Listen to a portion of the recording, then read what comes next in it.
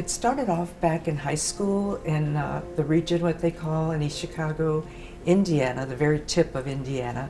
And at that time, the counselor kind of steered me to say that, why don't you drop out of high school? I don't think you're going to make it. Just drop out and go work in the mills like everyone else.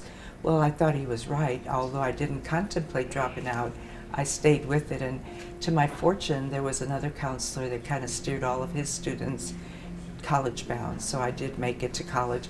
But at that time, the only profession that I knew of for women was education. So I went into the field of education and taught in the public schools. One thing that happened to me, growing up, my parents spoke Spanish fluently. That was all they spoke. My dad could speak English pretty well, and my mom a little bit, but they understood English. So me, I spoke English to them instead of speaking Spanish. If I had spoken Spanish back when I was in high school, I would have been fluent, very fluent. Now I can speak pretty well and can get through the conversation, but I wouldn't be able to be a medical interpreter. And then moving into as an executive director in the Hispanic Center, El Centro Hispano, there I did use my Spanish speaking skills.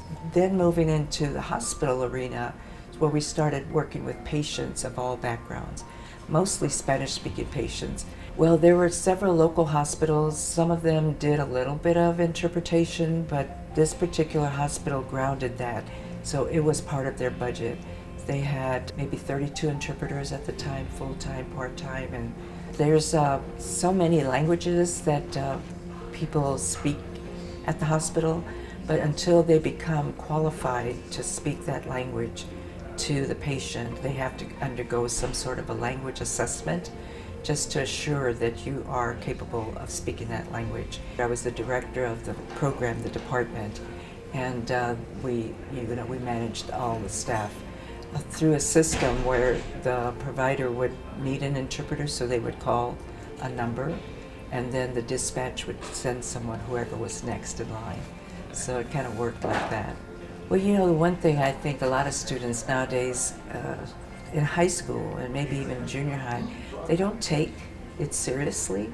They don't realize that this is the backbone of your future. And so a lot of times there was a time where the instructors taught you write what you hear, which was easy to make sentences, but then when it came to spelling, they were not good spellers. So I think that one thing we have to instill in our students is to take your school background curriculum seriously. Learn to write well, learn to communicate well, learn to be critical thinkers, which is something that I didn't learn in a young age. But, so all of those basic foundation is very important to be able to build on that with other skills. It's not only the conversation, it's becoming to the point where the conversation and the little bit of discussion is not enough anymore. You have to be able to be thorough in your conversation and your knowledge of the language. And I think reading, it helps a lot. I can read in Spanish much better than I speak. And so you can read it, you can transcribe it, and so it just becomes more in you. Sometimes I find myself dreaming in Spanish, and I don't understand that, but if you spoke other languages, that might be the case as well. Perfect. Be open to other things and, search, not just focus on one thing that pops up, that you think that, oh, I can't do that, I better do this. You can if you try and if you really want to.